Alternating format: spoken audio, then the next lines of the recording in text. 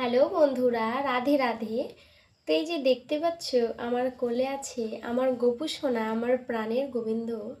তো আমার প্রাণের গোবিন্দর উদ্দেশ্যে একটা কথা বলি, যে এই যে আমাদের মানব জনম, এই যে আমরা সংসারে সবাই তো অভিনয় করছি, তাই না?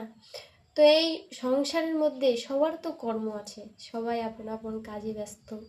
কিন্তু এই কর্মের মধ্যেও যদি আমার এই গোবিন্দর নাম আপনারা নেন, শেষের দিনে তখন গোবিন্দই আপনাদের রক্ষা করবে। এই যে দিন যায়, গোবিন্দর নাম কিন্তু আমরা নিই না, নিতে কিন্তু ভুলে যাই। বলি যে এই যে আমি এখন আছি, বৃদ্ধ হব তখন আবার গোবিন্দর নাম নেব, কিন্তু বৃদ্ধকালে আর সময় পাবেন না। কারণ এই যে আমি আজকে আছি, কালকে তো নাও থাকতে পারি, তাই না? কোনো বিশ্বাস আছে? তবু বৃদ্ধকালে সবাই আশা করে।